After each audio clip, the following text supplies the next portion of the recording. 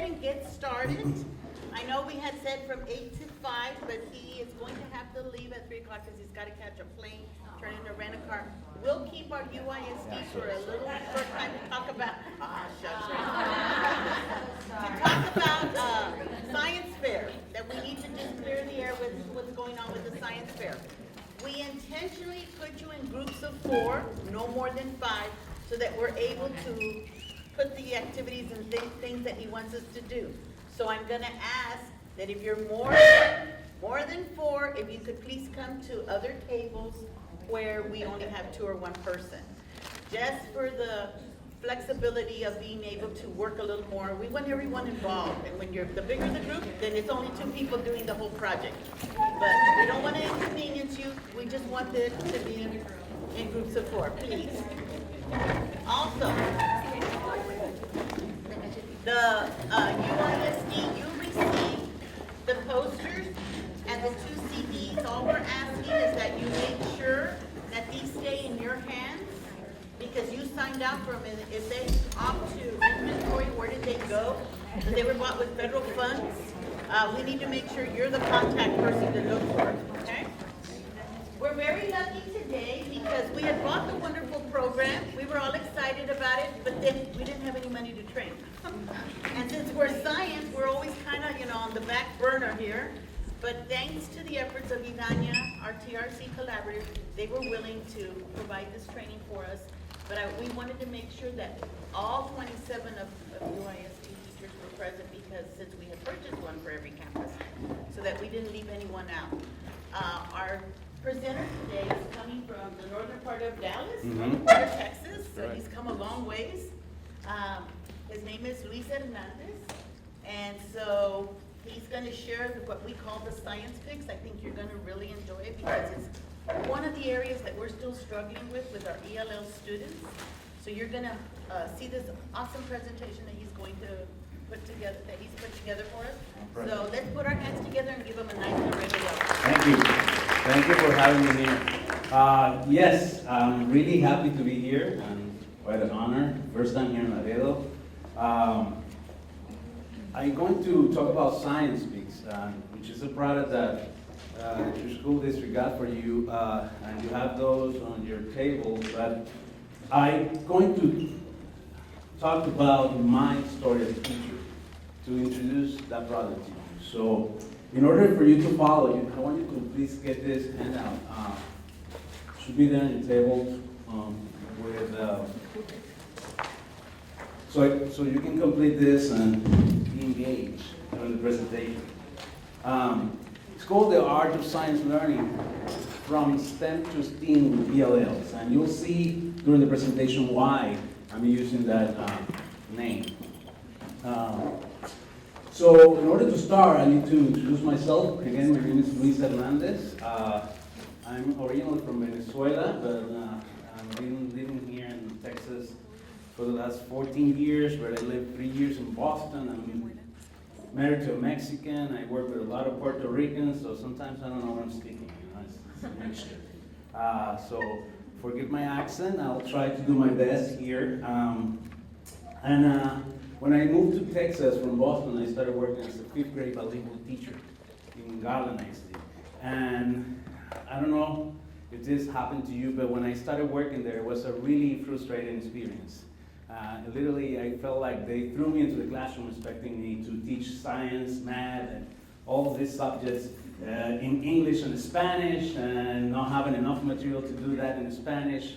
So it was a really frustrating experience. And as a result of that, my first year, I got only 20% students passing in the 5th grade state test, which is really bad. And math and reading were kind of the same area.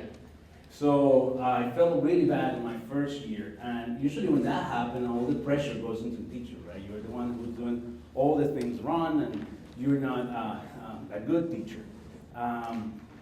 It was interesting because when I was on professional development like this one at the beginning of the year, after that first year when things went really bad, I was talking to other teachers, and I asked them about science and math and the results that they were getting with bilingual students.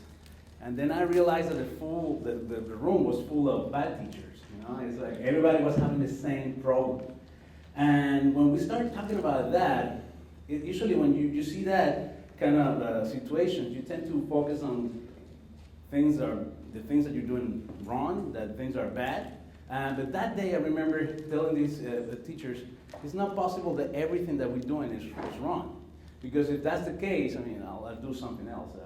I'll sell tacos or something. I mean, but I'm a teacher, so I must be doing something right. And let's look at that. And we started talking, and I remember one of the teachers saying, you know what, I do these summaries for my students. I write these summaries with keywords that they need to learn during the school year. I do that in English and Spanish, and I give that to my students. And the other one was like, you know, I put these shows in my classroom. Sometimes I'm the crazy scientist, sometimes I'm like Indiana Jones and Explorer. And I put up these shows in my classroom. And I told them, you know, I love technology. I love using PowerPoints. I love using these websites that are really fun and engaging. And I asked them, what if we share all that? What if you give me your summaries? I'll share with you my online resources or my PowerPoints. And I cannot bring you to my classroom to put up this show, but I can bring a camera to your classroom and record what you're doing. And then we can share that video. We did that. And you know, every 6 weeks you have to take this test that measures the improvement in your students, and the students were doing better and better and better, to the point that at the end of the school year, we got great results in the state test. And someone from the school district, from the bilingual department, came in and asked me, what are you guys doing? You know, share with us, please. We want to be successful too. And we told them, you know, we're not doing anything special. We're just using these strategies, and we're sharing these materials, and we're getting great results. And I remember that person telling me, you know what, if you are able to put that in a box and make it like a system, I'll buy it. And that's how I created a set of products. Initially, it was Los Científicos, which is, it was a set of 5 books with DVDs and videos, and that one was acquired by a publisher here in Texas. And then I created Science Picks based on the feedback that I was getting from teachers using that product. And I also wrote a book about Leonardo da Vinci, and I've been working on a set of apps called Visual Science and Estudios Sociales, digital books for Estudios Sociales. So I've been working on all that, and now I see how a lot of school districts are using this. For example, Los Científicos and Science Peaks being used for all the bilingual teachers in Dallas ISD and Austin ISD, and it's been a great experience. You know, I feel really lucky that, you know, I was able to create this and help all the bilingual teachers across the state and even California. But every time a school district buys my product, I tell them, you know, bring it to your school district, put me in front of your teachers, because I want to share with them how to use the product. Because I remember when I was getting 20% students passing, you know, the principal come, you know, Luis, we bought this, and if you use it, you're gonna get 100% passing. And then at the end of the school year, it was 20%, and it was like, okay, what happened, Luis? And it was like, I don't know. And it probably was that they never took the time to show me how to use it. Probably was a good product, but I didn't know how to use it. So I don't want that to happen to my product, so that's why I'm here. But I'm also here to tell you that there is not a magic product. It's not like, just because you use this product, which I think is great, it's my product. But no, there's not a magic product. There's nothing that you will bring to your classroom that will, you know, by magic, create, you know, great results. And that happens with all the products, but we talk about technology, right? We've been talking about technology over the years and how technology is going to change and solve the problems in education. And I remember in the 80s, you know, when the PC was invented, everybody was, okay, let's put PC computers in every classroom. That's it, that's all we need. We did that, we're still having the same kind of problems, right? And now we're talking about iPads and apps, and okay, every student an iPad, and that will solve the problem. No, it's not gonna solve the problem, because the problem is not the tool, it's how you use it. But I truly believe that the magic happens with the teachers. The strategies that you use every day are the ones that are going to create change and create magic in your classroom. So I'm here to share with you those strategies that over the years I was able to recognize, so as the strategies are going to really help you to be successful in the classroom, especially with science. But what I'm going to share with you today, you can apply to math, social studies, or any other subject, and you will see great results as well. And along the way, I'll show you how to use that particular product, which is science books, okay? So let me go back again to the classroom, I don't know if you ever been like where I was starting here in Texas, feeling really frustrated, seeing the results at the end of the day when you're there in your classroom by yourself and thinking, oh my God, they're going to fire me. Yeah, I've been there. And I remember back then, the real problem for us was science. And actually, if you see across the state, a lot of the Hispanic students, they bring down the scores of schools in 5th grade. So we had to deal with that stigma too. And I remember having that problem and asking these teachers after we got together. Actually, Los Científicos was created with 2 other teachers, one from Argentina and the other one from Peru, when I was in Garland. And I asked the teachers, you know what, if science is such a problem, and we're having so much trouble and bad scores in science, do we know what science is? And actually, before I continue, are you following along with this? Because I don't see anybody writing, and there were a couple of things that you were supposed to complete. I don't need to tell you that, right? You're just going to look at your handout and follow. Thank you. Oh, very good. You have your own notebook. That's great. Well, I asked for notebooks too, but I'm giving you that handout as a reference. So, I remember asking the teachers, science is such a problem. What is science? Because sometimes we're supposed to teach something and we think we know, but we don't really know sometimes. And I remember asking this teacher, a couple of teachers, what's science? And he goes like, well, science is when you do science, huh? Okay, that's a great answer. So then the other one is like, so what's science? Well, science is when you do experiments. Okay, that's closer. But it wasn't really a real clear definition of science, so we did something really simple. We went and looked in the dictionary for the definition of science. And since we were bilingual teachers, we decided to look in English and Spanish. And it was a really simple experiment. And it was very interesting because even though we used 2 different publications, the Oxford American Dictionary and Diccionario de la Lengua de la Real Academia, we realized that there were common words. And for us, it was like, wow, that must be important, right? Because if we're using 2 different publications, 2 different languages, but they keep the same words, so probably that's telling me right there that if I'm teaching science and I have only 45 minutes a day, I should be doing that. I should be doing systematic observation and experimentation to get knowledge. And we asked ourselves, are we doing that? And the answer was no, we're not doing that. And that was eye-opening back then. And then we thought, okay, well, if you're teaching science, we're technically looking for, our goal is to create little scientists in our classroom, right? So what is a scientist? That was the other question. What is a scientist? And I ask you, what is a scientist? Anyone? Someone that makes observations. Okay, so you're using that definition to kind of define someone to do observation. What else? Conducting an experiment. Wanted to know more? Discover? It's very curious. Very good. That's a great word. You see, that's very important because we need to give our students a model of what a scientist looks like. And sometimes we don't do that.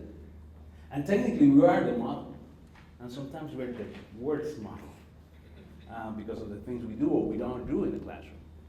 Now, if I ask you right now, think of a scientist with a name. What comes to your mind? Unbelievable. You see, I've been going all over the state, like I told you, even in Spain and Mexico, and I ask the same question. Think of a scientist, and I always get the same guy. Albert Einstein. To the point that I asked myself, why is it that people tell me everywhere I go, Albert Einstein? And I think it's because, we have an idea of this scientist that is so busy thinking about the world and how to solve the problems of the universe that he doesn't even have time to fix his hair, right? So that is a great example of a scientist. But when I was in the classroom, I was using a different scientist.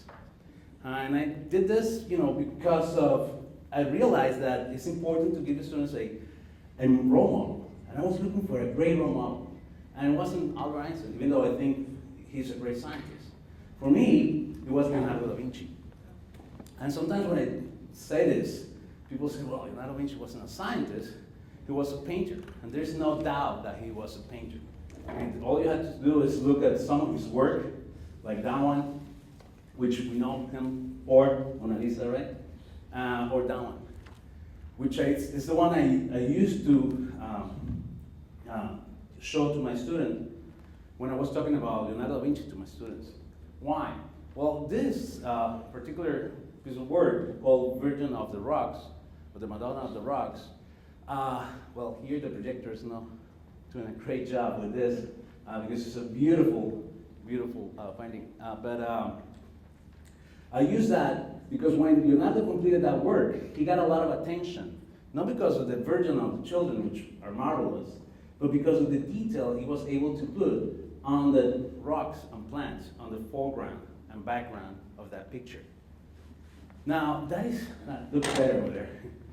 Now, that is showing us something that is very important that we need to have and to show our students, which is the first skill that you need to teach when you're doing science, which is what? Observation. This is the most important skill that we need to develop in our students, because if you think of a scientific method, the first step is the observation. And after that, you get the questions, and you move on. Now, I used to talk to my students about Leonardo da Vinci, because I was telling my students, when Leonardo da Vinci was creating that painting, he was looking always for the perfect color, the perfect stroke. Now, to get the right color, it's not like you go to Walmart to buy blue number 5 and yellow number 7, right? It was a experimentation process. It was mixing plants and minerals and oils to get the right color. So that's telling me two things there. How he was able to show the importance of experimentation, but also the importance of knowing that failing is okay. Because I don't think Leonardo da Vinci got anything right the first time he did it. And we need to teach that to our students. Failing is okay. That's how we learn. And you need to create an environment in your classroom where failing is okay. That's how we learn. And we are here to make mistakes. And I'm going to help you, I'm going to coach you, and I'm going to help you to do better based on the mistakes. Now, the other reason why I used Leonardo da Vinci was because Leonardo da Vinci was all that. He was a sculptor, architect, all that you see there. Now, back then, a person that wanted to know about all that was someone that was called a scientist. Now, a scientist today is someone that specializes in a particular area, right? But I wanted to use Leonardo because Leonardo is the perfect example of what's called the Renaissance man. It's this person that wanted to know about everything, that was really curious, right?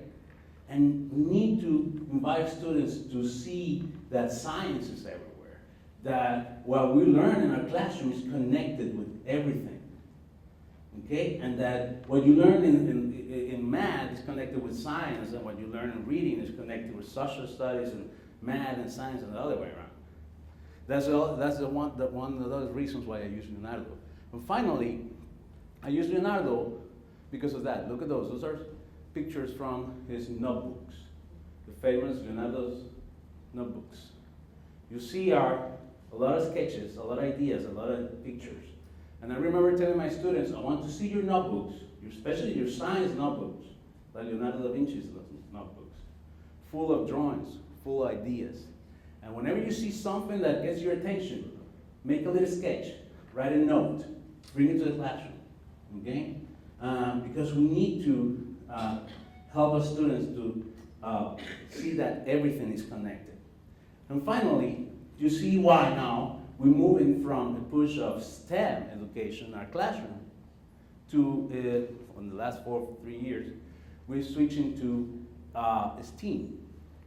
Because you see now why the art component is so important. We need to keep that in mind when we're working in science. So I invite you to use Leonardo da Vinci as an example for your students. And talk about Leonardo, talk about this great scientist and how all the things that he was doing back then, you can do right now, and it will help you with science and math and other subjects. So you see now how science, the definition of science, you see those 3 words, and you see how those 3 words are present in the work of Leonardo da Vinci, right? But if you think about it, it's present in any scientist, okay? Now, hopefully you're following with me here, okay? And I'm gonna give you a minute before I continue to this part here, because now that I talked to you about what is a scientist, I want you to write a short definition. A definition that you will be able to share with an 8-year-old, a 10-year-old, and I want you to draw a picture. It doesn't have to be Leonardo da Vinci, but it might be you as a scientist. So let's do that, please.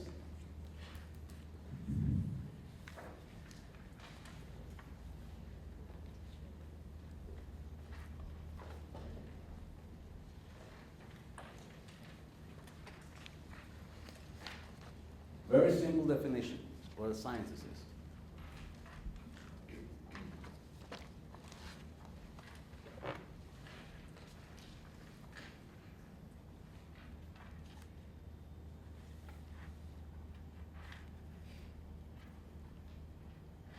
Now, on that frame that you have next to it, remember to draw a picture of probably yourself. Because if you think about it, you are the first role model for your students. So if you want to show your students what scientists look like, you can use Leonardo, but you need to model that yourself too.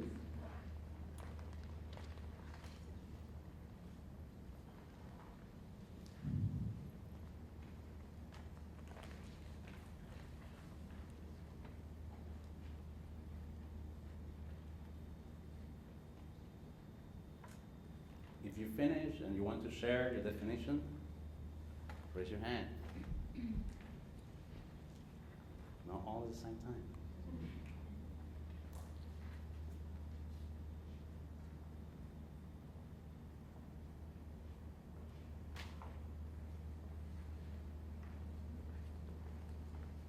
Or if you want to show your picture, you're like,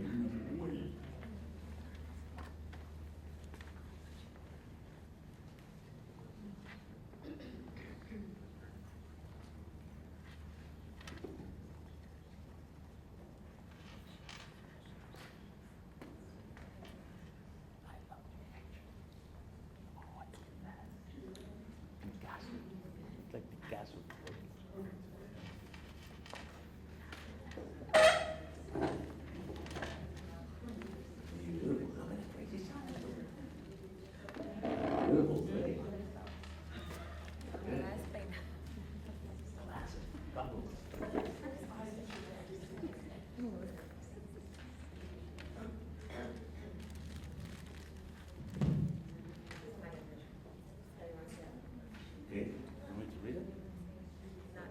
Oh, sorry.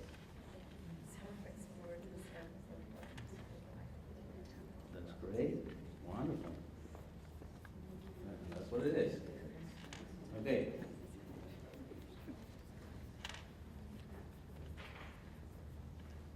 Wow, I love your scientist.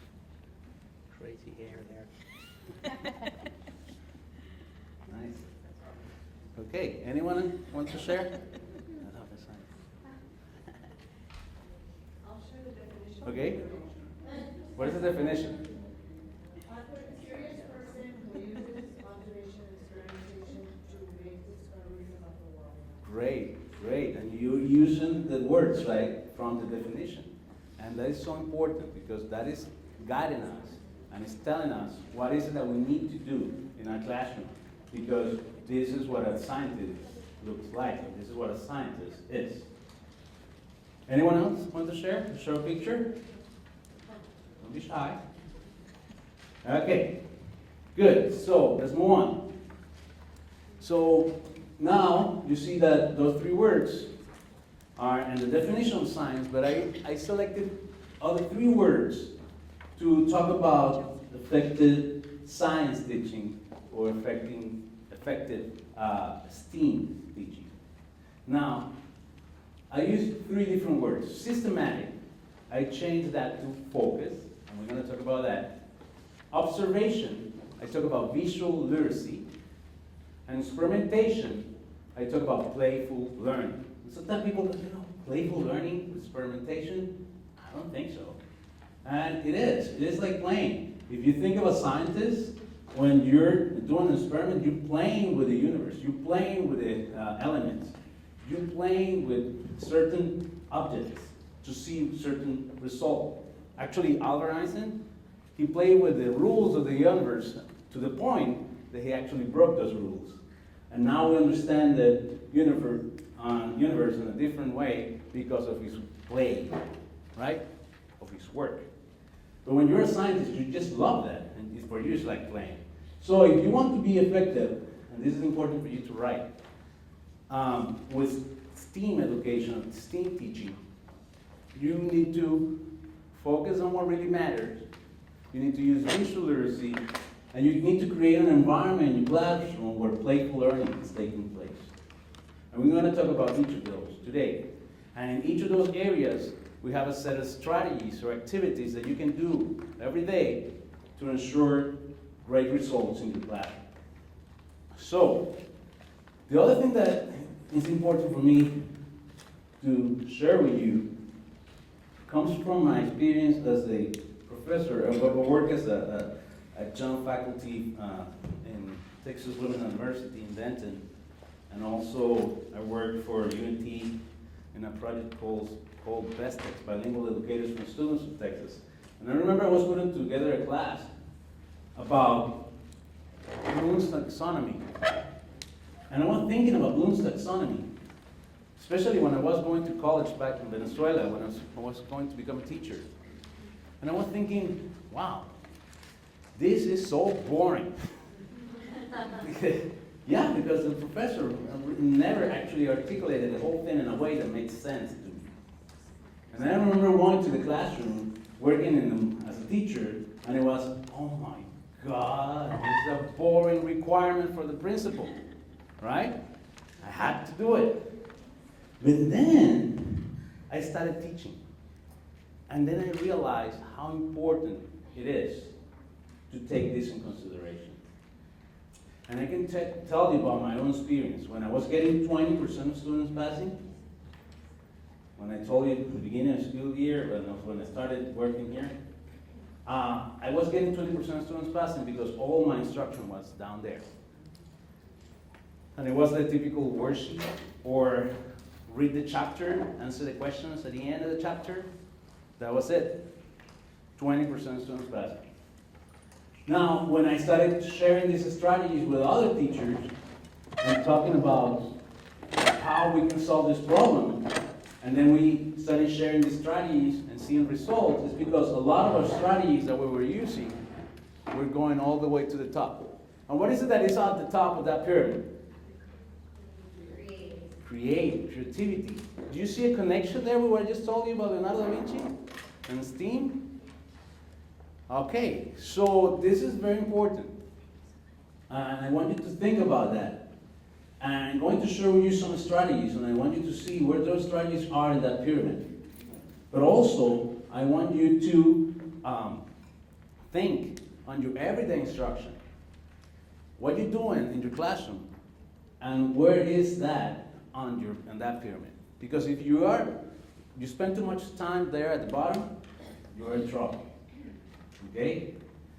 So the other thing that is important for me to talk about, and I talk about this when I'm teaching at university, how important it is to understand the difference between learning and education or educating. Because they're two different concepts. And we are educators, right? Teachers, we're educators. Now, those words are really powerful and they really determine what we are and what we do. Because think about it, look at the definition of those two words. We have learn, gain or acquire knowledge of skills in something by study or experience. Now look at the definition of educate. Give someone knowledge or information of a particular field. See the difference? And we're used to this system or these activities on an everyday instruction when I come to the classroom and the person who knows everything and has the knowledge, I'm going to pour all that in your head. Okay, I'm going to give you that. That doesn't work.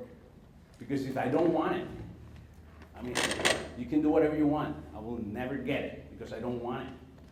But if I really want that knowledge, okay, I will get it.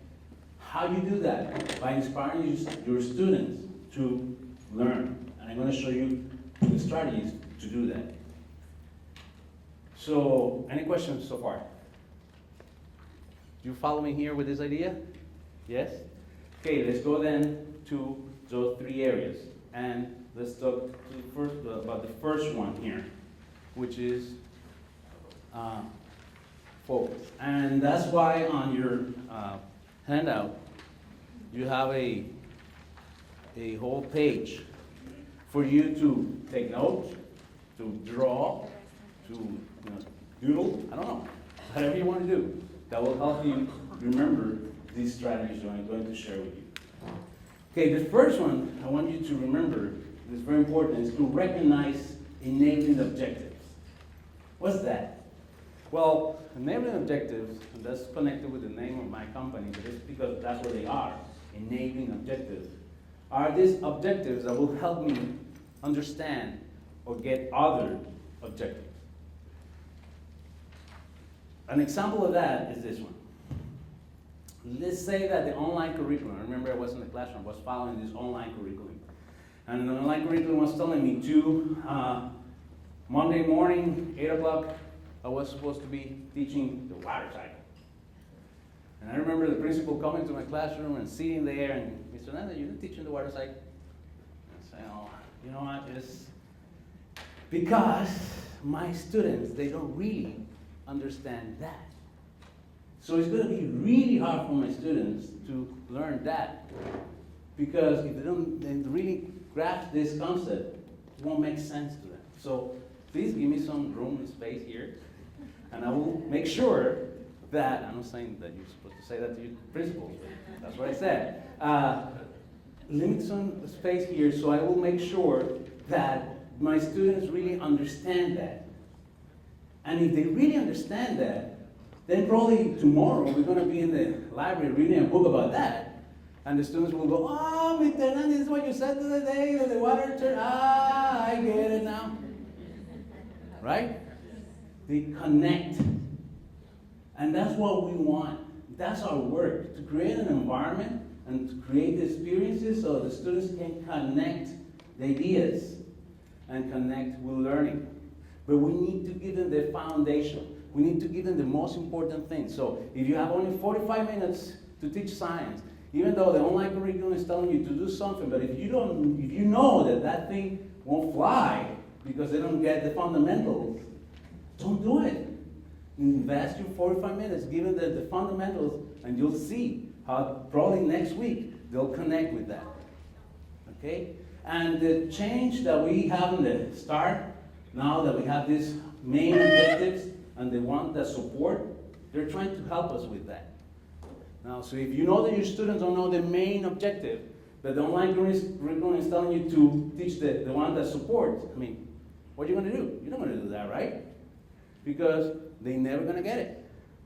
So do that. Because I remember when I started working here as a bilingual teacher, they gave me the teacher edition. You see the teacher edition? And the students like one book.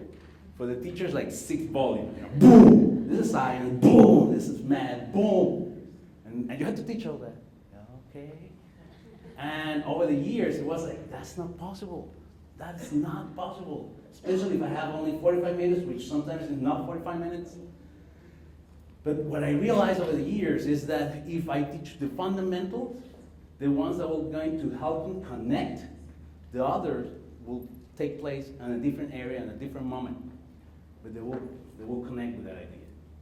So I invite you to do that. When you're writing your lesson plan, first select the objectives that you know based on your experience, right?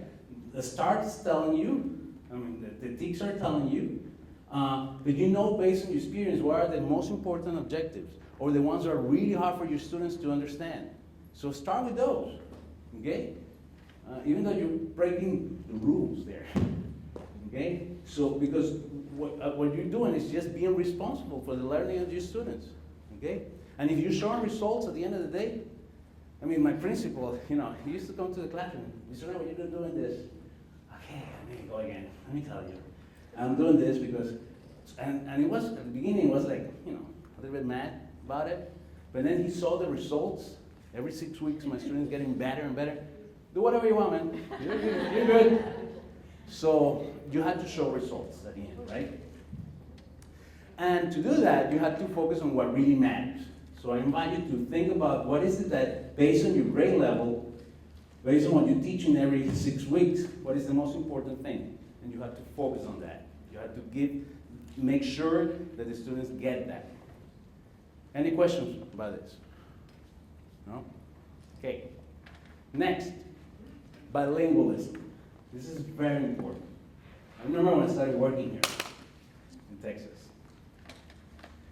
The principal, she hired me because she had to hire me because of the number of bilingual students.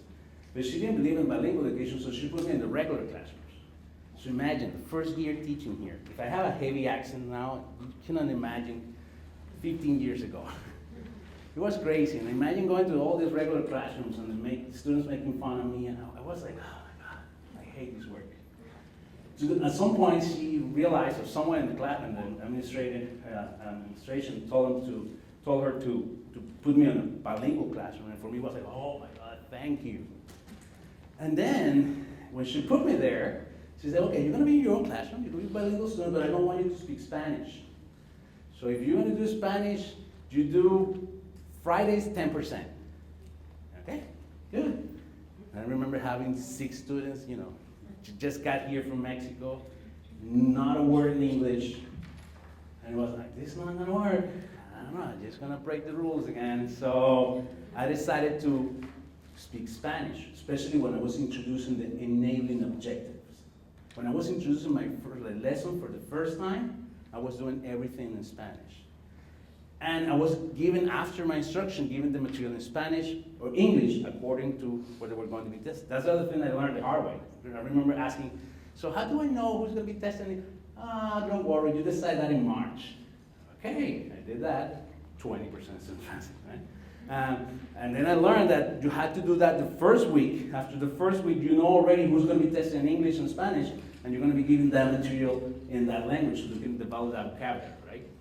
But everything that I was introducing for the first time was in Spanish. And I remember in my class, the other 15 that speak only English, those are the kind of students that you talk to them in Spanish and they answer back in English, meaning that they understand. So everybody was on the same page. Now, every time I go to the school district and I say this, sometimes I get, these weird looks from administrators. I don't know exactly the model that you follow. You have to follow your model. But what I want to tell you here is that speaking Spanish, speaking that language, that mother tongue for our students is really important. The school district will tell you how to do that, but you need to do that. And I use that quote from Nelson Mandela to highlight not because of the content of my students understanding when they need to learn is why I speak Spanish. It's because when you do that, you connect with your students on a different level. They love to hear things on their mother tongue, right? You connect with them on different levels. So do that. I remember in that same principle, she put me on a classroom with some Vietnamese students. And I was like, okay. But I remember I was doing the activities I was supposed to be doing, but I remember talking to the students and they were teaching me Vietnamese and I was trying to learn certain words. That helped me to connect with those students in a different way. And that's very important. You need to connect with your students. And they need to understand that you care for them, that you care for their culture, that you care for where they're coming from. Okay? And also bilingualism is really great to help you with teaching. For example, you know about cognates, right? And I remember when I started working here, I got the perfect example of cognates. I remember my student coming, Mr. Ana, what's aquatic? I don't know. Think about it. Oh, Mr. Ana, come on. You know how they are. Huh? Oh, come on, Mr. Ana, tell me what's, I don't know. Think, say it. Aquatic. Aquatic. Say it again. Aquatic. Mr. Ana, aquatic. Okay, say it again now. Think in Spanish. Aquatic. Think in Spanish. Aquatic. Agua. Thank you, Mr. Hernandez. Well, that's it. He just connected with that word. He saw the context of where he was reading. He got the meaning. And that is so important because you see, a lot of not only cognates, but also talking about root words and affixes. If you take some time at the beginning of the year to go over the root words and affixes, there are common in science definitions and science concepts. You're giving your students a set of tools to work with those crazy words that at some point they're going to be reading. But if you show them, when you see these, because I remember my students reading and they got to this word that they don't know even how to pronounce and what it means, like, they get all nervous, right? And they stop. They just don't want to continue reading. But if you give them the tool, you know what? When you see that crazy word, don't worry. Think about something in Spanish. Read it, think in Spanish. Or think about some of the root words that we took at the beginning of the school year. Or the prefixes or suffixes. Take a good look. And they go, and then they keep reading and see the context. I guess it's this, and I'll move on. Right? I remember when I was getting ready for my GRE test for my master, going to this class in the community college to develop vocabulary. And professor there was, putting these crazy words on the screen. Hey, what's the meaning of that word? And I will go like, I think that is this. That's correct. Another one, I think that's correct. Another one, think that's correct. Like, after 5 words, he was like, what are you doing here? I mean, you know everything. I said, no, I don't know. I just think in Spanish. I'm guessing, and la estoy pegando. I'm just guessing. I'm really lucky. And he was like, oh, that makes sense. It's because of the root words and the fixes, because a lot of the words in English and Spanish, they share the same roots in Greek and Latin, right? That will help students a lot. So you need to invest and do that. That will really help you.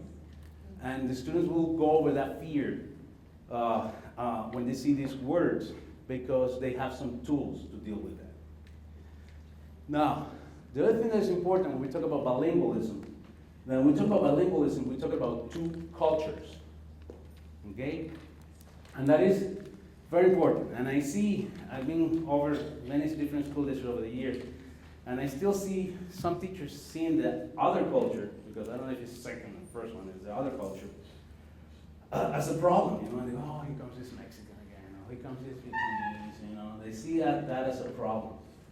But the reality is that culture is so full of things that will help you to teach. And that's what is called culturally relevant pedagogy. An example of that is this. I remember having to teach something in science. And the online curriculum was telling me, read chapter 8, answer the questions at the end. I did that. No one understood anything for a couple of years, something like that. And I said, I'm going to try something different. So on a Friday, I asked my students, who likes chicharrón here? Chicharrón! Okay. So who know what chicharrón is? I don't know. Oh, so you know you eat that. I don't know, it tastes good. I don't know what it is. Okay. Okay, so well, this weekend, if you go to Michoacán, a fiesta, any of these markets, go ask someone, what's chicharrón? And if you don't go to a market, ask your mom or dad. And every year, like Monday, I have 2 or 3 students. I know what chicharrón is. I know what chicharrón. Okay, share with us. What's chicharrón? What is chicharrón? Oh, chicharrón is the skin from the pork that you put in hot oil and start to turn till it gets really hard. Ah, you see? That's a physical change. What will happen if you leave the chicharrón in the hot oil? I will burn, Mr. Nan. Would you eat that? No, Mr. Piece of carbon. No, that's really bad. Okay, so it's not chicharrón anymore. I know, it's like a piece of ball. Okay. You see? That's a chemical change. And the whole class was, ah. And that day for me was like, man, I invented fire. I'm the magician here. And I just created something magical. I mean, it's nothing new, right? That is meaningful learning. That is trying to connect whatever we're learning with real life. But we never do that sometimes. We just go to the textbook. And you know what? The textbook is great. We need to read that. But it's boring. And a lot of times they don't connect with real life. So I invite you to think, every time you're going to write a lesson plan, how I'm going to connect this with real life. But even better, with their culture. Because now, when I do mixtures and solutions, I don't do the lemonade that says in the textbook. I go and do agua de Jamaica, which my boyfriend makes me drink because it's supposed to be good for cholesterol. But the first time she gave me that, it was like, oh my God, look at this, it's better than Kool-Aid. I'm going to use agua de Jamaica from now on. And that's great, because probably those kids will go home that day and they get a gordita chicharrón, agua de Jamaica. You know, Mom, this is chemical change, physical change. Ay, muchacho, usted se inventa, but that's what we want, right? We want to make learning meaningful and to bring that learning beyond the walls of the classroom. So the way to do that is to connect with real life. And if you think about it, science is everywhere. And if you want to connect it with culture, you will find ways to do that too. So next time you're going to write a lesson plan, think of the most important objective. Is that mine? Get out of here. Okay. If you're thinking of a lesson plan, think how you're going to connect with real life, with culture, and how to make it really meaningful for your students. Okay? And think about it. I mean, think of the teachers that you remember from when you were in high school or elementary. What kind of teachers do you remember? The kind of teachers that make things meaningful, or that created activities that were really entertaining. Those are the kind of teachers that you remember. You know, I still go to the Walmart that is close to where I used to work. And sometimes I go there and I get this, Mr. Hernandez, who are you? Because they're really big now. Mr. Hernandez, I'm Carlos. Carlos, how are you? But they start talking to me, really excited. But then I realize that they don't really remember me. They remember the things that we did. Mr. and I remember that video that we put together. That was crazy, man. That was great. And they start talking about all these activities that we did. They don't really care about me. They care about the things we did. But that's what we want. And if you ask the students what they learned that day, they still remember. Because it was me. I still remember. I remember when I was in high school, going to chemistry class. I hated that. Because for me it was a bunch of formulas, a bunch of things that never made sense to me. But I remember in the physics class, this guy teaching me these formulas to measure speed. And we did that with a toy car. And then we measured the speed of the toy car, and then he showed me another formula to transfer that to the speed of a real car. And for me it was, oh my God, this is so cool. I still remember that, like it was yesterday. So I want you to invite you to create those activities that are really meaningful for your students. And I'm going to give you some ideas here today. Now, next, summarizing. Summarizing, that goes back to the strategy that I told you that I was sharing with other teachers. This teacher was telling me, you know what? I write these summaries for my students in English and Spanish. But now, when we talk about writing, It's not like you're going to open the textbook and copy what it says there and put it in Word.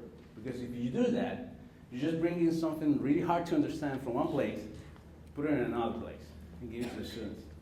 You need to rewrite those concepts in a way that an 8-year-old or 10-year-old will understand, okay? So, you already have a lot of definitions on science speaks, but if you need to write a new concept, do it thinking that way. It has to be really easy to understand. And connect with culture. Probably in that summary, you can talk about chicharrón, agua jamaica, all the things that will make it even more meaningful for the students. And you give that summary to your students at the beginning of the 6 weeks with all the key concepts that you know are very important to learn. And you tell them, this is non-negotiable. You need to learn this. You need to bring this on Fridays. We're going to play a game with this. But you need to learn this. And if you have any questions, you have 6 weeks to ask me. I'm here to help you, but this is non-negotiable. You do that, you have half of the battle won. Okay? Now, summarizing also means that in those summaries, you will try to connect with other subjects, and that has to do with repetition. Repetition is very important, and we know that as bilingual teachers, right? But sometimes we think about repetition like, okay, Carlitos, come here. Okay, photosynthesis, 30 times, go. Carlitos, a headache, right? Okay, that's not the way to do repetition.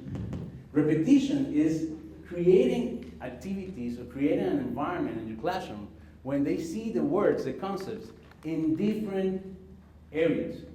Like, I remember when I was doing math, I was writing problems that had to do with what we were learning in science. Or I remember when I started working, the principal's telling me, you know, Mr. Hernandez, don't teach social studies. Okay, why not? No, just focus on math, reading, and science. And at the end of the first year, I realized that there is not a social studies test, and okay, that's fine. But for me, it was really hard to do that because when I was in Venezuela, I graduated as a history teacher. And I love history, I love social studies. I was like, man, that's not good. So what I did is in reading, instead of using the reading textbook all the time, I was using the social studies textbook to develop these reading skills. But at the same time, I was choosing lessons that will help me to connect with science. So I remember every year, at the beginning of every year, in 5th grade, I was reading about explorers and how these people used to go into the oceans and travel, and they had to use these tools, scientific tools, to find their way.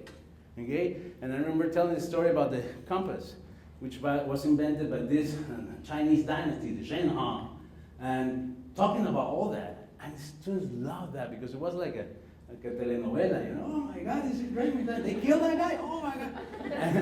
And I remember the first time I did that, like a week after that, I was doing an experiment in science with the compasses, and I was putting the compasses on the tables, and some of the students go, Mr. Nangel, Mr. Lo que inventó el Chinese, como que el Chinese, remember the guy? And he was so excited. He didn't remember the name of the tool, but he remembered the story behind the tool. He remembered the Chinese guy, and then he died, and all that stuff. It was meaningful for them. And that's why I also tell you, and that's had to do with repetition, tell stories to your students. Storytelling is so powerful. I mean, I remember telling my students stories about a lot of things in my life that were related to what we were learning. It's not like, you know what, last night I had some argument with my wife. You don't do that. You talk about things that are meaningful. But if you think about it, you have probably a lot of experiences in your life that you can connect with math and science and social studies. Okay? So think about it. Think about those stories and tell the students when you're teaching that, connect. That's another way for them to remember. Because you're adding something that's very important, an emotion. Okay? If you're creating a lesson, an activity, you know that has to be kinesthetic, auditory, and visual, right? In order to be a good strategy, at least you need to engage 2. If you have 3, that's great. Well, when you tell these stories and you're creating things, and they're going to show you how creating things in your notebook, and you're connecting that with real life, and you're connecting with something that happened to you that was funny, and everybody's laughing that you were laughing a few minutes ago, you're adding an emotion, and that's really powerful. Now think where, and this probably is not the best example, but think September 11th. You remember, I'm pretty sure you remember where you were, right there, that moment. And you remember it vividly, even though it was like 14 years ago. Why? Because it was so emotionally charged. So if you create in lesson plans and activities in your classroom that they add this emotion to it, everybody's having fun, we are connected with things that are meaningful, then this is going to be a great difference. Now the other thing with repetition is a simple activity that I remember doing. Let's say I was doing weather and erosion deposition. I remember telling the librarian, I need all the books in English and Spanish that talk about weather and erosion deposition. Could you please give me those books? And she was so excited because she's never doing anything. I used to tell her that, but she was really hardworking. She was really nice. Okay, and she was coming to my classroom with 2 baskets full of books. Look, Miss Tran, what I got for you. Oh, thank you. So I remember putting all the books standing like this on the board or on the floor. And I remember, probably doing math, and the kids will go, Miss Tran, I'm done. Okay, go get a book and start reading. Now that book is related with what we're talking in science about weather, and then they see the word, oh, look, Miss Tran, what you said there, what the water cycle up is here. I get it now. That's what we want. That's repetition. Repetition is not just repeating things, seeing things in different contexts. Okay, so that's the other thing I invite you to do. Any questions so far? We're almost done with this part. Now, the other thing that's important, and I add this here, but we're going to talk about this later today, is technology. But I add it here because technology is like another culture in which the students are immersed. They use technology for everything. They're used to, all these apps and tools. And then they go into the classroom and boom, it's like a bubble, disconnected from the reality of the world. We as teachers, we don't use technology. And I'm going to share with you some technology that you can use. And you might say, well, it would be great if I have iPads and apps and all that stuff, and I don't have that. But you probably have a computer with a PowerPoint in your classroom, and that is such a powerful tool. I'm going to give you some ideas. So, finally, to finish, focus. This is the theory behind the story. I just shared with you my experience and the strategies that I, over the years, was able to identify as great strategies to work with bilingual students. But if you want to know more, and if you want to read some research, or if you go to your classroom and the principal asks you, what did you learn that day? Did you spend the whole Friday there doing nothing? Talking? Well, I learned about teaching for understanding, which is a new push that we have now, so we can teach things that are meaningful and easy to understand, meaningful learning, culturally relevant pedagogy, and of course, bilingualism, which you already know. But so, this is very important. Now, just to review, remember that one of the most important things that you have to start with is to recognize the most important objectives, okay? So next week, when you start your lesson plan, recognize those objectives and see how you can show that in a way that connects. And you remember to use cognates, root words, and affixes, and connect with their culture and make it meaningful for them, okay? And create summaries and do repetition and use technology, which I'm just going to give you some examples right now. Now, next, visual literacy. Now, if you ask me, what is this strategy that really helped me go, and I don't know if I told you, but I told you about 20% students passing my first year, right? I went to 75, 85, 100, 100, 100, then quitting, because I'm doing this now. But it was a beautiful experience because I was able to grow as a teacher. And if you ask me what was the most important strategy that helped me go from 20 to 100, was visual literacy, especially with science. Now, what's visual literacy? Well, visual literacy is a concept that's been in many different areas. If you go to a museum and you start walking and then you see a picture, it looks like, oh my God, look at that. It's beautiful. It's because that artist is a master in visual literacy. He was able to get your attention right there. Or if you watching a movie from Steven Spielberg and you, oh my God, that scene was crazy, that's great. It's because this guy is a master telling stories visually, right? Now, to give you an example of education and how this relates to education, I use Kino. You know Kino? Mafalda? He is from Argentina, and he created this character called Mafalda in the 60s. And it's like Charlie Brown from Latin America. Now, I remember reading all the Mafalda cartoons and all that, but he was a cartoonist also for a newspaper in Buenos Aires. And there he was creating these cartoons, and like many other cartoonists, you know, when you see a cartoonist, they usually tell a joke without pictures, with just a few words. I mean, without words, so just a few words, just with pictures. So I want to share one cartoon with you, and I want you to take a look and tell me when you look at that cartoon, what's that funny, okay? Tell me what is that funny. Where's the joke in that picture, okay? Raise your hand as soon as you get it. Okay, here we go. This is a picture, and it says there, estar almuerzo listo, gordo inútil, which translates to something like, lunch is ready, you useless faxo. So, what is that funny? The one that's saying that is the one that's faster. She's having fun there. Raise your hand, yes? What? Right? Yes, what? Oh. The wife and the husband. Okay. The wife and Oh, one and wife and husband, wife? Yes, lunch is ready, you use this, that's all people, obviously, he had to got lunch, so it's not that useless. Okay, you're close. So what's that funny? Anyone else?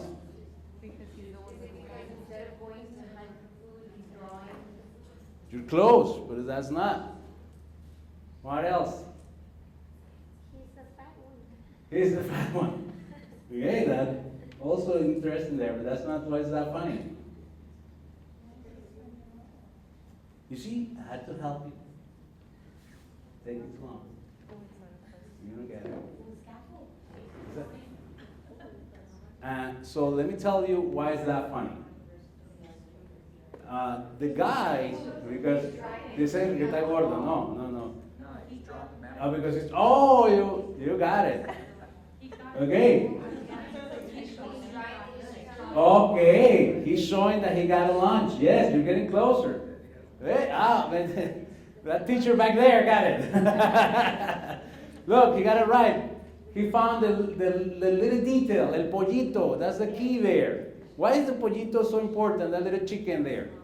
Well, because he's a caveman. And as a caveman, you're right, he is drawing what he did that day on the walls of the cave. So he's telling the whole world that he was hunting a big mammoth. When the reality is that the family of 4 is eating that little chicken. It was probably her, the one that got the chicken. That's why she's saying that he's a useless faxo. Get it now? You see, now you're laughing. But I had to walk you through the picture to get it, right? Well, you know what? When the first time I put the picture, you were like, huh? And now, you start getting, now there's other people explaining to each other, and they go, look. Now, that face that you were showing when I first showed the picture is the same face that the students show when you put that for the first time. And you go, come on, guys, that's a watercycle, don't you see it there? Look, it's going around the sun, come on. No, it doesn't make sense to them. Like that picture from Kino, it didn't make sense to you. Why? Because you're not used to those kind of pictures, right? And I love Kino. I get a book from Kino and start laughing right away because I know his style now. Same thing happened with science. You show that, and you assume because it's a picture and that's a water cycle, come on, that they're gonna get it. But no, especially if you're in an elementary classroom, they'll go like, oh my God, that doesn't make sense to me, Mr. Hernandez. Then you have to explain that like it did. And the students will go, oh, okay, so that, I get it, now, thank you. But we don't do that. And even worse, we don't use pictures. And when I was getting 20% students passing in science, I was not using pictures at all. Now, think of a test in 5th grade. You think of the questions, and you look at the questions, like 70% of the questions on that test, they have visuals, pictures, diagrams, graphics, that they need to look for details, for the pollito. I remember one question in a test, 2 beakers, and the whole class got it wrong. I said, come on guys, look, see the 2 beakers, one is half full and the, oh, we didn't see the water, Mr. Hernandez. Come on. No vieron el pollito. See, that's why we need to use those pictures, and we need to go over those pictures and explain those pictures to them, because we want them to really know how to read those pictures. Now, we use the whole system, and actually that's how we teach. We use to do just that, which is very important. It's fundamental, right? But we also need to do this. And we need to teach our students how to read and write images. Okay? And that is very important. So we need to create students that use visual literacy. Now, how do you do that? Well, first, you need to teach the student how to look. You need to invest time telling the students how to look. Like I was going over that picture. Now, I use this, I don't know where I read that once, and I thought it was a good idea to show to my students. And that's what we're looking for, right? When we're using pictures, to construct knowledge. Okay? So, first, you need to talk to your student how important it is to look for those details on the pictures, and look for details and find that information. Now, then you need to start using pictures. But I remember when I started using pictures, I assumed that because it was a simple picture, they will get it, which is not the case. Because I remember using this simple picture for me, and the students would go, oh, look, Mr. Hernandez, the grasshopper is eating the snake. You know, no, that's not what's going on there. It's the other way around. The snake is eating the grasshopper, and the energy is going through. Oh, and then the other guy eats the snake, and the energy goes through. You need to explain that. But we don't do that. I remember not doing that initially, and just going straight to this. And they go like, oh my God, what's that? Oh, you just got a headache again. But if you really invest the time to talk about this one, and they really understand that, that becomes an enabling objective, right? And if they really understand that, then when they see this, the other one, they go, oh, look, like you said the other day, that this guy's eating the grass, or this guy, so the energy for the grass goes all the way to the fox, right? Exactly.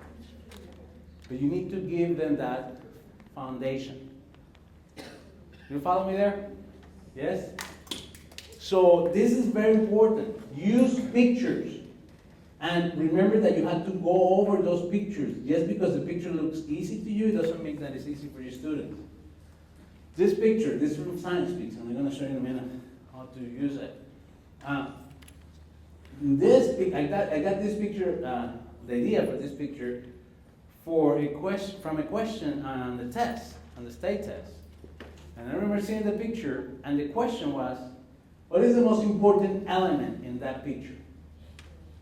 The most important element. Anyone? Oh, you guys are good. You got it the first time. Yeah, sometimes I go to school and I'm like, hey, let me help you. Yes, the sun. Because the sun is the most important source of energy. Without the sun, none of the things that are down there will be possible. Right? Now, you can use that picture for many other things. You can do a whole lesson with that picture. Right? You can talk about the layers, which one is the youngest and the oldest, and you can go talk about inferences. What kind of inferences can you make of the second layer from the bottom? When that one was the top layer, the second from the bottom, what kind of inference can you make? It used to be a forest there, right? What about the second from the top? Probably an ocean, a lake, a river, right? And also, where do you find the fossil fuels is important, because here coal is right there because it's close to fossil fuels that come from vegetables. Okay? And that's how you get coal. And oil comes from when you have fossil from animals and things that were like flesh. So, and also, natural gas is usually on the top of the oil. I see that you guys are good, because you guys are, yeah, I know that. Okay, now, you need to use that picture to show your students for understanding. Because if you just talk about it, okay, you guys get it? Yay! And half of the class is lying, right? Yeah. Okay, so now Carlitos, come here, show me. And then right there, or show me the layer, or ask the students to show you. That's why I created Science Speaks. Because in Science Speaks, you get like 400 pages like that. And you get in English and Spanish, you get a blank like that. So you can print that and give it to your students so they can show understanding. They can do demonstration of learning. And experiments that I did in the classroom. Then I drew those, and then I created these pages for the students to review. So that's Science Speaks. So let me go really quick to show you how Science Speaks works, which is this CD that you have here. This CD, you can put it in your computer, and when you take that CD, it will give you a license code there. If you want to register, you don't need to register. You don't have to register. I mean, the idea of creating a registration process was to get a way for us to communicate with you if we have new updates on this. So if you want to register, you can email me. It will be an easier process. So I'll give you my email at the end. So when you insert the CD, you don't have to install anything or run anything. I created this in a way that is easy to teachers to use. All you have to do is double click the CD and you will find two elements there. One is a file that says double click here. And the other was a folder. Yeah, because my first product, it was a file that says index HTML. And everybody was, I don't know how to use this. Okay, let me change the name. Double click here. And still get emails. It's not weird. Okay, so you double click there. And it will open your browser, whatever browser you have as default on your computer. Okay? And it will look like this. It's reading from the CD. It looks like you are on the internet, but it's reading on your drive from the CD drive.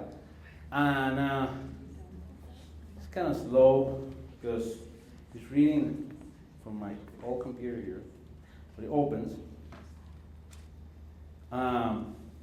And then you have the standards here. This is based on the national standards, but if you're teaching something based on the TICs, all you have to look, let's say that you're teaching life science, and you're teaching, I don't know, life cycle, you go to life science, and when it reads,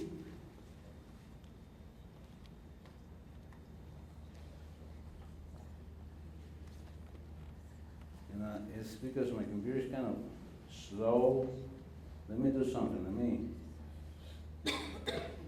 Let me do this. I'm going to read from my hard drive because that way it will be faster. Because my CD drive here is really slow. Let me go to Science Speaks.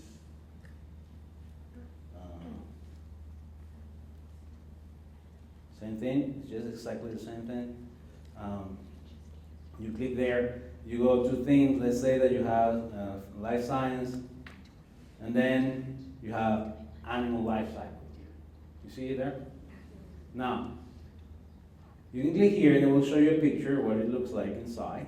But you can do teacher form, TF, either English or Spanish, or student form, English and Spanish. Teacher form, let's say that you do English. English. It will look like this, see? And you have that, this one, all of them are right there, okay? Now, these are PDF, so you can make this smaller, you can open that in your computer, and you can use this to support your instruction when you're talking about it, okay? Now, let's say that you go back here, and after you finish your instruction, you want to look for demonstration learning. You do this. And this is in Spanish. I'm sorry. Demonstration learning. Sorry. This one. This is in English. And you can either print that, or if you have smart boards here, I've seen some school districts that they write the answers here and the student had to come and move them. Now, the other thing that I've seen in some school districts, they print this in color and they laminate the things and they put it in centers with vis-a-vis markers. So when the students get to that center, they have to complete the whole thing. And then you clean that, next group will do that. Okay?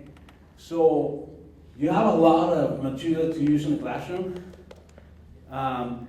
How you use it, I mean, it's up to you. I mean, the other thing that you can do is to ask the students to cut this and glue it on a manila paper and write stuff next to it. I don't know, it's up to you. I'm just giving you a lot of visuals and a lot of concepts to work with. Because the other thing that you have here is that you go here, black line, and then you have in black line masters. So you won't get in trouble with your principal because you're wasting time. That happened. And so you have that. And the other thing that the students love this because they can color that. And coloring is also a very powerful strategy if they do it right. It's not like they're going to draw a pink elephant. But if they do it right, that's a good learning strategy, right? The other thing that you have here is vocabulary cards. You go there, you have it either a black line master or color. You can do English, you need a word wall, right? So you have all the words for your word wall here. I've seen some school districts printing this in cardstock and laminate the whole thing. So you can just change those over the years in your word wall, okay?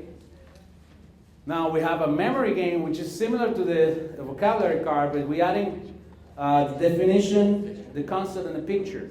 So you can play a memory game. Or you can play a memory game just with the definition and the word, whatever you want. I'm just giving you material to work with. Now, if you print the whole thing, for example, the Earth and space science, we cover a lot of concepts here. So if you print the whole memory game, you give it to the students, you give the whole thing, they're going to be playing for 2 weeks. Because it's like, I don't know, like 100-something words, you know? Okay, so you have to pick and choose the words. Don't give them the whole thing, no, they're going to go there for days. Okay, so this is what you get with science things. The idea was to cover all the standards and to give you the material to work with.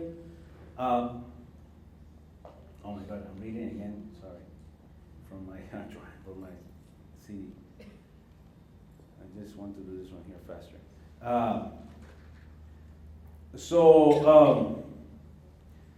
You have a lot of material to cover here. If you go here to it says additional materials, you get this kind of mini posters, and it looks weird there, but it actually, sorry. I don't know what happened.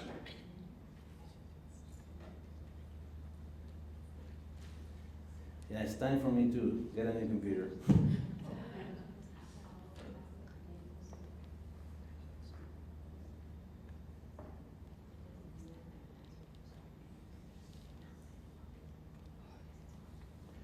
Okay, if you go to additional materials, you have this one here, which I created to, and this one looks kind of weird there, but it's just that's the PDF file, it will print really fine. But the idea was to give you some materials to put on the wall that are really useful, okay? For example, this one, I created this to give you materials that you can put on the wall that are useful. Because, you know, when I moved from Venezuela to the States and started working as a teacher, for me, I was surprised when I got into my first classroom that, I mean, here, teachers decorate the whole classroom, you know, it's like, oh my God, and they go with different topics every year, like poppies this year, hey, we gotta do poppies. Poppies everywhere, you know, hanging from the ceiling, turning, swirling, and at some point you feel like they're gonna eat you, and oh my God, poppies are gonna kill me there. But it's good to decorate the classroom, but what I recommend is to put things on the walls that are really meaningful for the students. So I remember my students asking them every year, you said, what's increase? Oh my God, going up, you know, increase, going up more. What's increase again, Mr. Rand? So I got tired of it. So I just created that and I put it on the wall. So every time they were, what's that, Miss Increase? Right there. Just look at that. And also with the timetables, you know, for math. I remember putting that one there, and at the beginning of the year, we said, what's that? 5 times 4. Okay, it's right there. Look. Oh, okay. And at some point they get used to that, and they don't have to ask, they just look.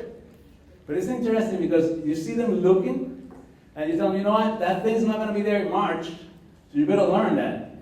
And they start trying, and sometimes you see them working, and they go like, okay, 5 times 4, I want to look at, okay. And they keep doing it, right? And then it's interesting because at the end, when it comes to the STAR test or the text, I remember removing that from the wall. And during the test, they were answering, they would go on turn. And they would go, okay, 5 times 4 times. It's not there anymore, but there's something in their brain, how it works, that they still see it, and they see it in their brain. So I created a lot of materials here for you to put on the walls. And also things that you can use, you know, when you're doing experiments, when you're doing an invention, when you're doing a map, science fair project. Okay, so you can print that, give it to students, and they can start working. Okay? Now we're gonna do something with this material that I got here to give you an idea of the things that you can do with this. So let me pass this around. I'm gonna give 2 per table, I guess, and we're gonna work in groups. And while we do that, if you wanna, do you guys got the scissors and? Okay. Look, this is one page that you can print from science piece. Now this is the student version. There you go. This is the student version.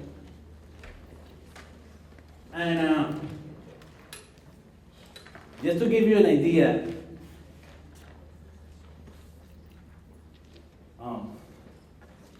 through here.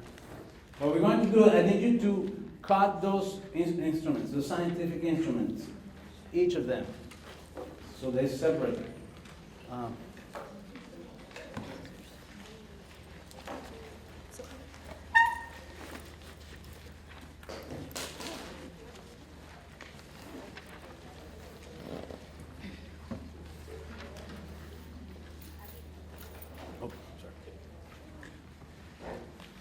And you need to work in groups, so some people can cut, the other ones are going to use these blank pieces of paper to create each of those copy paper. You have one that's going to be to measure volume, and the other one is going to be to measure mass. Okay? So you can do this. you can ask.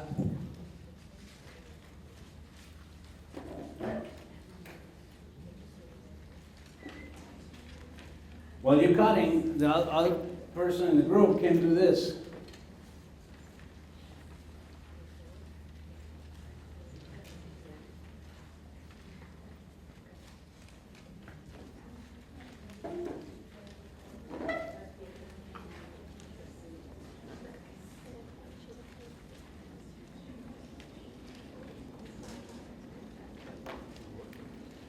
So you can do it like this, or like do it like this. I don't know if it's showing here. So you can do it either like this or like this. I will go like this for me, like better like this. And you're gonna write here at the top.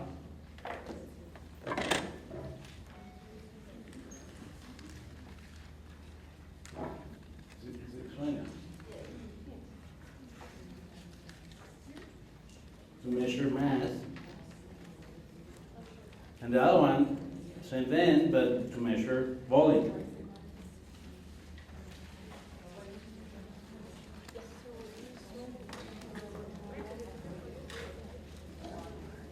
Now, you organize your group in a way that one group is going to be working on mass, one group of students are working on mass, and the other one's working on volume. And then you need to decide which instruments are going to go for volume and which one are going for mass. Now, looks like simple, but I remember doing a different version of this, which is cutting the instruments like you just did. I'm doing right now, standing at the door when we were coming back from recess, and giving an instrument to each of the students. And everybody's sitting down. And then at some point, everybody was like, what's this? Don't ask, just sit down. Democracy in my classroom was really nice. And after everybody was there, sitting down with an instrument like that, with no name, like that one, I will go, okay, everybody that has a tool to measure volume, come here and give it to me. And they will go, oh my God, what's this for? How you call this one? What's this for? They start discussing, and then you realize that it might look like a simple activity, but a lot of them, they don't know. They don't even recognize each of them. So I want you to just glue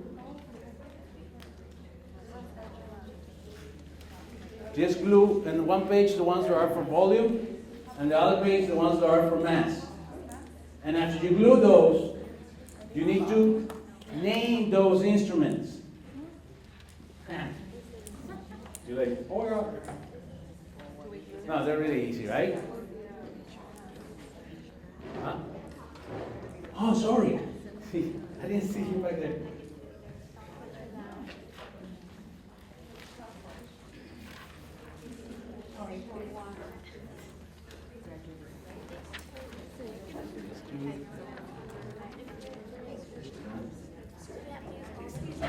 No, that's what I'm saying. That's why you're like, I don't know, you tell me. Do you need to use all of them? If I'm asking only mass and volume? See, that's the thing. That's why I was asking only those, because you need to tell the difference.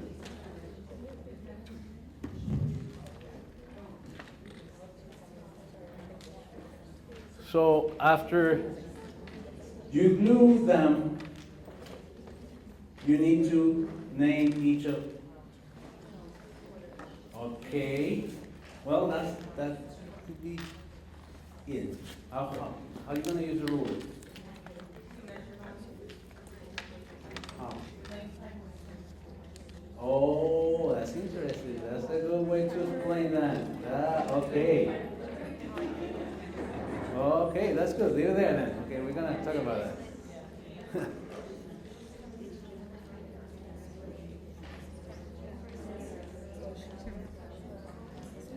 That's very good. Hey, that's very good. That's very good.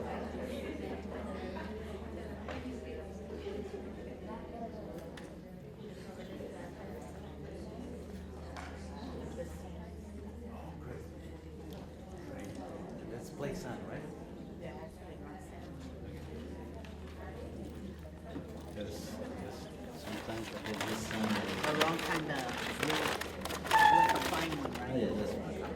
Do you have an extra thing? Yes.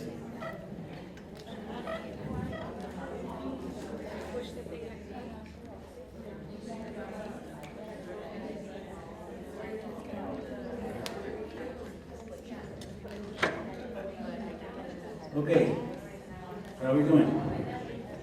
We good? Done?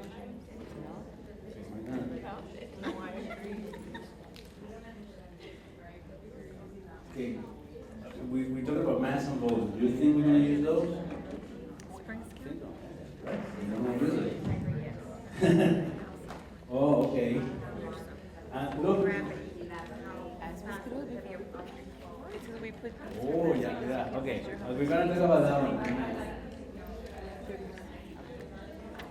Okay.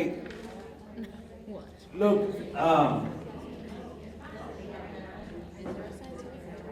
this has been interesting here in this group because initially when I told you to place the tools, the instruments, to categorize them in mass and volume, I was thinking in a classroom, probably in third grade, where you're just talking about recognizing the actual tool, right? So if we're going to just recognize tools to measure volume, when you're doing an experiment, you will go with this one here, right? And we call that one what? And this one? Syringe. And this one? Now, beaker, right? Now, those are the things that are the ones that I was thinking to measure volume. Because those are the ones that we're going to use probably in a third grade classroom to do an experiment. But then I saw some people here adding the ruler. Why is the ruler being added to this one here? Because you can use a formula to measure length and width to get volume, right? And that's good. Now, that really depends on which grade level you're working with this, right? Because if you're working probably on a grade level where teaching this, you won't include that, okay? Or if you just want the students to recognize a tool that you can use in an experiment in the science lab, you probably will go with only this, right? But if you talk about how to get volume and tells you that, and you're telling the students, you're showing the students how to use a formula to measure volume of a box, you can probably include this, right? So it really depends on which grade level you are, what is it that you're teaching. So this could work. I'm not saying this is wrong, okay, the ruler, okay? But initially I was thinking just this, or can I use this? Oh, this one for maths, right? Now, the other thing that was interesting is that a lot of people were like, oh my God, we have 2 left over here. What are we going to do with it? I don't know, you tell me. And then are those for mass? For volume? No, right? So we're not going to use that. Even though someone mentioned back there that probably you can use the timer in an experiment to measure, I don't know using gravity, but that's more complicated, right? That's probably another grade level. But if that's something that you did in your classroom and you want to see demonstrational learning and they need to add that there, that's fine.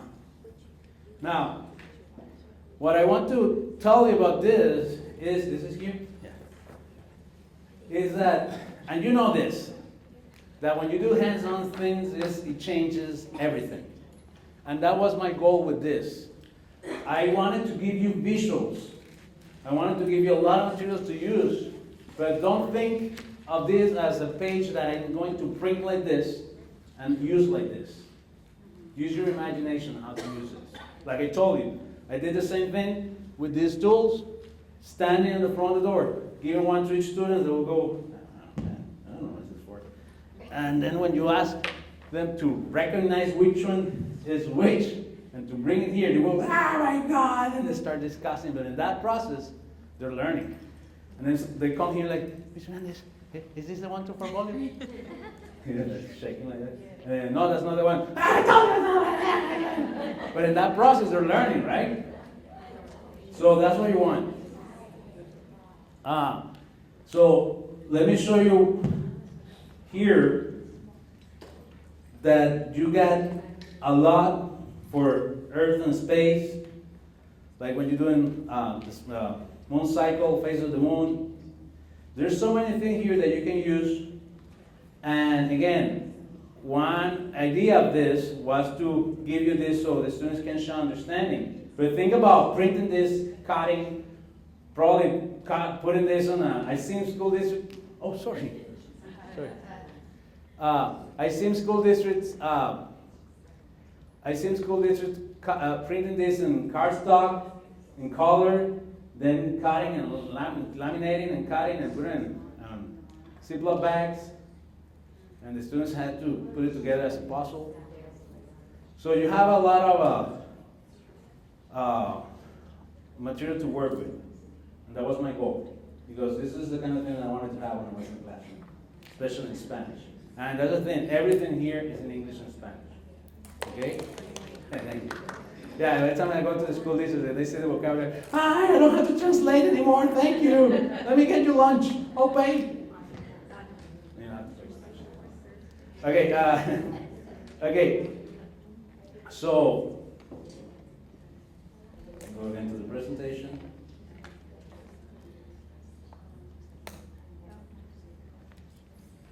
So you get more than 450 scientific definitions, more than 650 pages like that one. Memory grading, graphic organization, glossaries. So the idea is to give you a lot of materials to work with.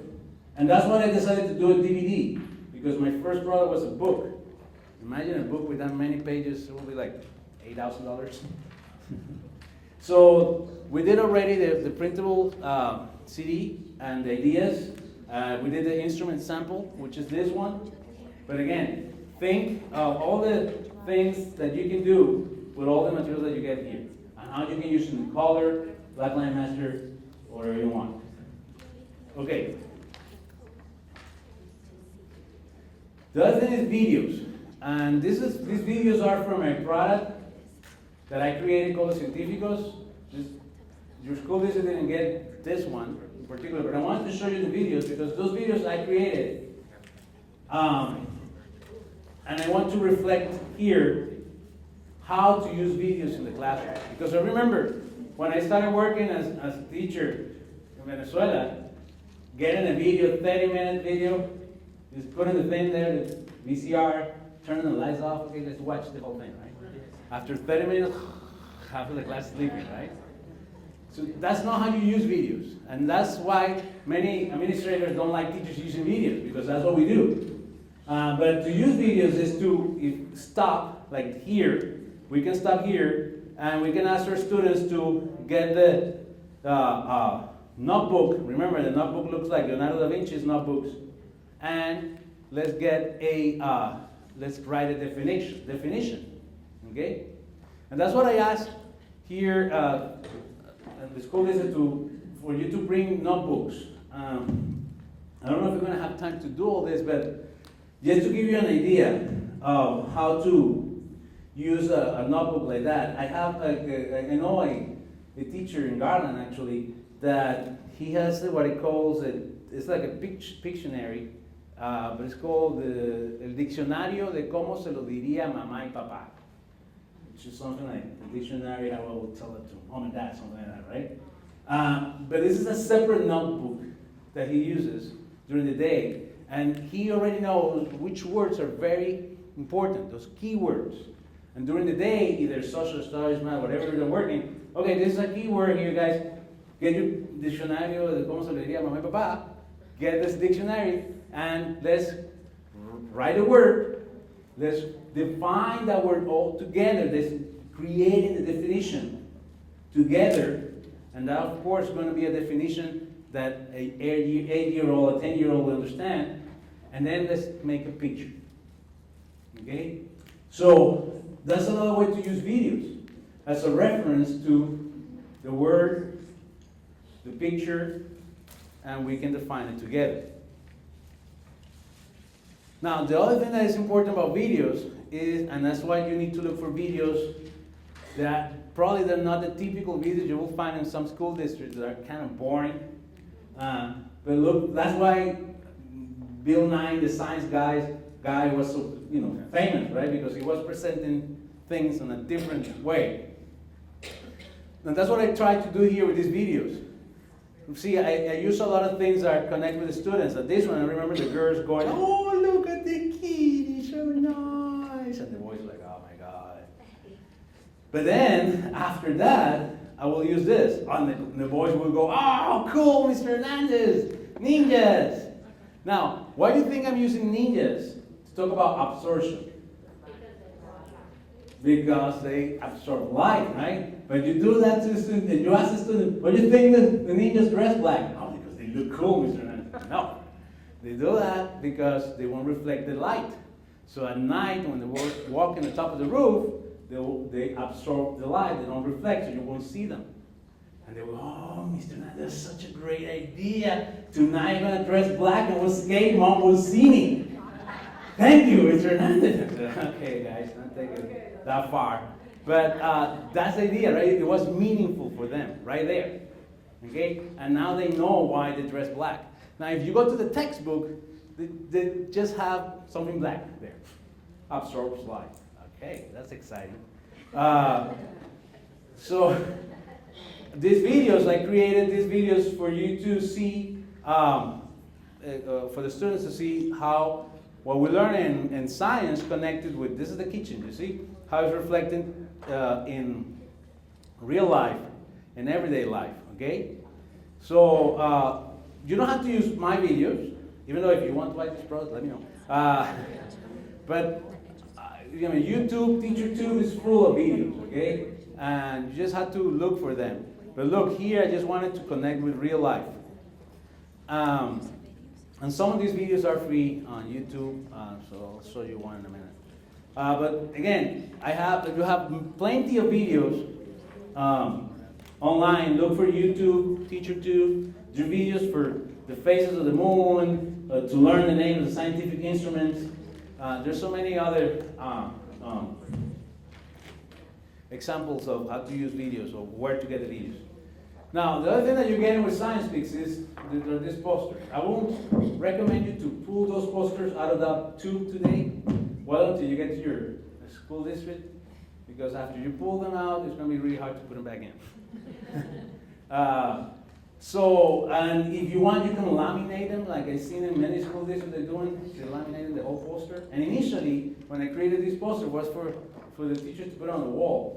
But then I remember in Austin, the first time I saw this, they bought this, and they laminated the thing, and they were using this on centers, on a table, with an iPad. Why? Because with an iPad, where's my iPad? Okay. You can do this. You can connect your iPad, and instructions how to do this are on that tube. So there's a page there that will tell you how to do this. But you just have to install a free app.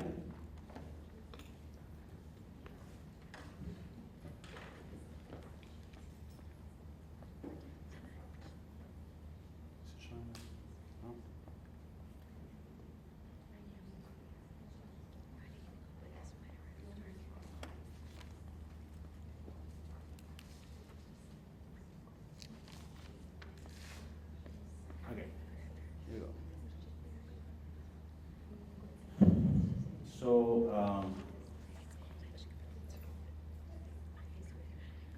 okay, I also need to buy a new iPad. It's really slow. Okay, it's connected to the internet. It has to be connected to the internet. You need to have access. So what you get is you look for an app called Aurasma. I don't know if you've seen this app. It's free. If you want, you can get it right now. So when you run that app, it will basically ask you, it will give you some tour of the app, and it will ask you to sign in if you want to. You don't have to create an account. You can skip that. You see that at the bottom? It says skip. You don't see it, but it says there. Skip. And then when you skip that, it will start the app, and it runs the camera, right? Now, you need to be connected to the internet. Let's see if I can get the audio here.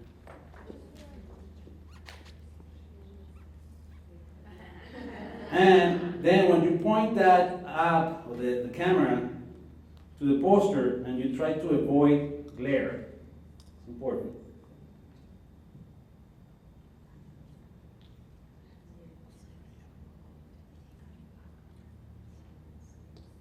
Photosynthesis in plant Start animal playing the video. dependency.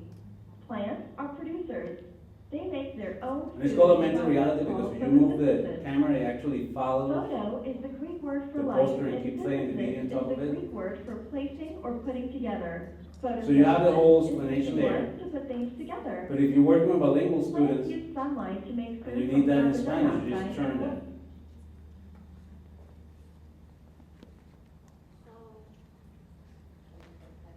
And again, you have to avoid glare. That's a problem on laminated the thing, but it's really helpful.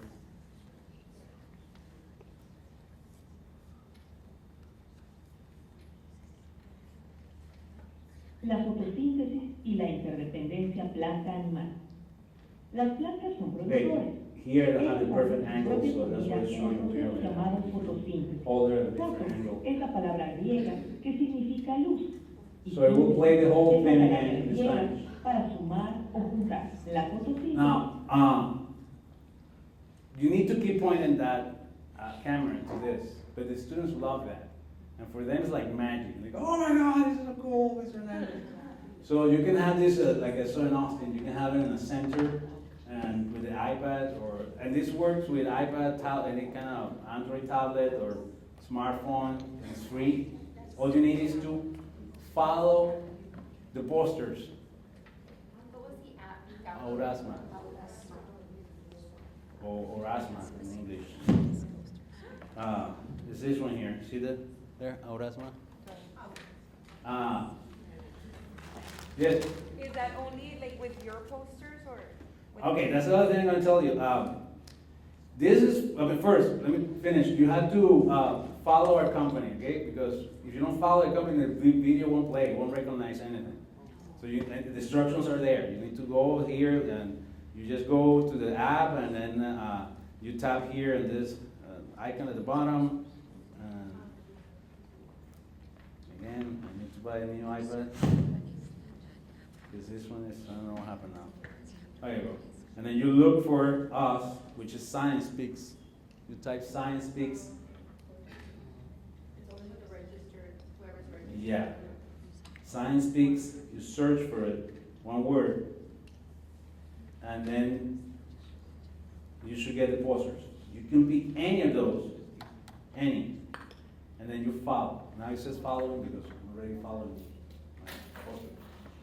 But then you tap there, and you do it with only one poster. You do one poster, it's following all the others, okay? And then that's it. And then you can go back here to the camera, and then you can play the video. Now, to answer your question, what was the question? That if it was only with your posters or with any poster? Okay, that's important because this is a free app, and it's also a free technology. You can create your own aurasmas, your own auras, they're called auras. So you, as a teacher, you can draw a picture here, okay? Then you can record a video yourself playing in that picture. Then you scan the picture, and you go to this website, create an account, which is free. And then when you create that account, you upload the picture and upload the video. And you tell Aurasma, anytime someone gets this picture with the camera, play this video on top of it. And that's it. The students will go home, they'll use that as a study guide, whatever, they will play the video. Or even better, you can ask your students to create their own auras as a project for science. And they can go and create their own accounts and it's free. Okay? And this is a really cool technology. They use it with 3D animations and stuff, so you'll see things coming out of the posters, but I didn't have the resources to do that, but eventually, one day. But I wanted to give you something that is really engaging for the students. So you get 8 posters. You see the pictures there on that sticker. Each of them has videos in English and Spanish. Okay? So I invite you to use that in a different way. Probably don't put it on the wall. You do it at centers or activities. Yes? No, my question was, how did you add the science tips? You just look, search, and do science speaks one word. Choose any of those, and then follow, tap 1, and then. Okay. And the instructions on how to do that are in here on a piece of paper inside. Okay? Any questions? Okay. Let me go back here.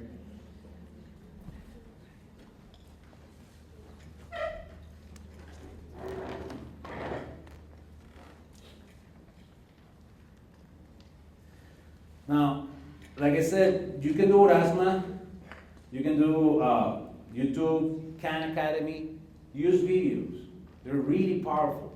Now, probably use a flipped classroom kind of thing. Instead of doing the videos in the classroom, send those videos as an activity before. Yes.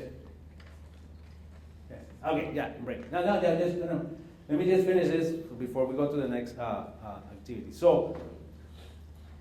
This is Erasmus. You get the posters. Remember, the free app is available in any of the stores for any of the technology that you might have. And I did this. And okay, for the next part, we're going to draw. We're going to do some other things. So let's take a break for what? 10 minutes. Let's do 10 minutes. See you in 10 minutes. Ready to start drawing pictures.